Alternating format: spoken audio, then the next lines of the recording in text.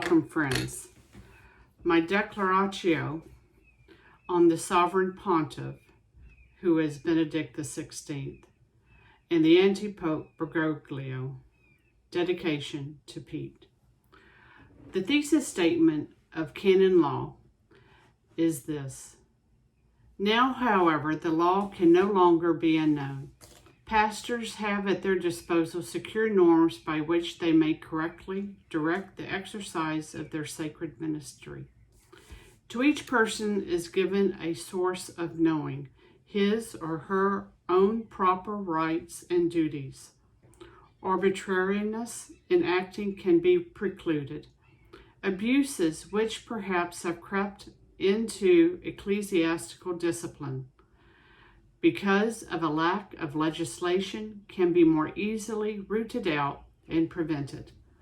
I found that statement extremely consoling, especially the phrase, to each person is given a source of knowing. So that's you and I. Canon law is not reserved only for those who are canonists, who are lawyers, canon lawyers. It's not just reserved for theologians and those of higher study.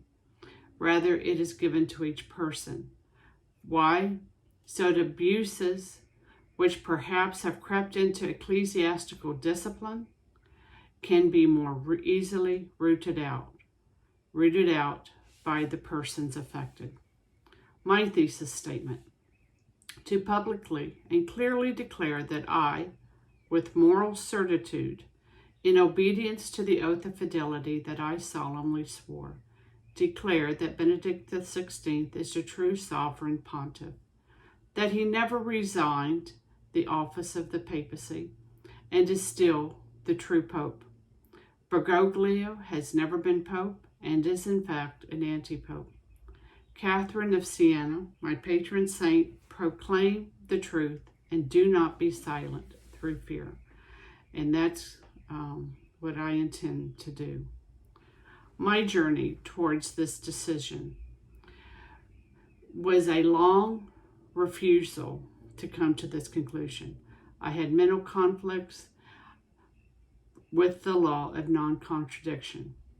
But at the end, I had to choose between accepting valid ecclesiastical councils and papal cyclicals from the past, or that Benedict XVI never left the See of Peter. This resolved on the patron privilege, which was in fact that one cannot teach in error as Pope. Truth cannot contradict itself. There is one truth, as the Lord declares, and Thomas Aquinas affirms, following the trajectory of Augustine. And of course, all sources and links can be found in my paragraph, in my paper. Some might wonder, Karen, your journey to certitude is different than the other two sources I'm going to discuss. I will be weighing in on two sources, and believe you me, it is by no means exhaustive. It's just the two that I came in contact with while I had the time to do this study. And since I've written this up and taped it, more sources have come into play. But I think this is enough to get for me to where I am. So I'm going to transition just a little bit into epistemology. Epistemology, which is a study of knowledge, is instructive on this point as well as a cursory knowledge of law. So the question is, well, okay, I'm going to present to you how I came to my moral certitude. And you could very well say, well, that's not, that's not enough for me. And I can say, dear friend, that's perfectly fine. Because there is a mysterious moment for each of us where enough evidence, enough knowledge, enough facts is before our mind and our own experience or our own understanding, where we can make that leap from opinion to knowledge and from knowledge to truth. And that is unique to each person. So I'm sharing my journey.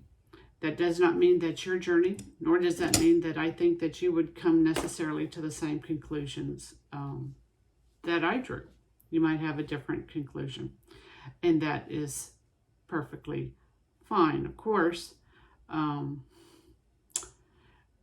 more we adhere to truth, the more our lives will make sense. But back to epistemology. Epistemology 101. And I just said that. And I have the links to a more fuller discussion of epistemology. Now to trial. Jurors are given the charge beyond a reasonable doubt. Reasonable is again a mysterious term which is inherent to an individual. Facts and data alone is not sufficient, though it is indeed helpful. We are rational beings created for a desire for truth. This predisposition of the person must also have familiarity with the truth and discernment. Discernment comes from a connection to the source of truth, which I said before when we were looking at epistemology. The source of truth, Jesus, through the operation of the Holy Spirit. A lively connection to the Holy Spirit does not guarantee a freedom from error for a person. Rather, it provides for a smaller number of errors. In our fallen state, that is good enough. At least it is for me. As it turns out, the longer one walks with the Holy Spirit, which necessarily means living a grace-filled and holy life as enumerated by the Decalogue, and the traditional moral norms as taught by the Church throughout the ages, the ability to trust one's own judgment increases and the leap to knowing is made more secure. Thus, my reasoning could be different from yours, as I stated earlier, and still be of value to others on a similar journey. We can also agree to disagree without acrimony. I must be true to my oath of fidelity, which is to witness to the fullness of truth. In this declaration, just as Benedict XVI made a declaration, I will follow Jorge Mario Bergoglio's lead and use his baptismal name. Bergoglio said both to the nun, to the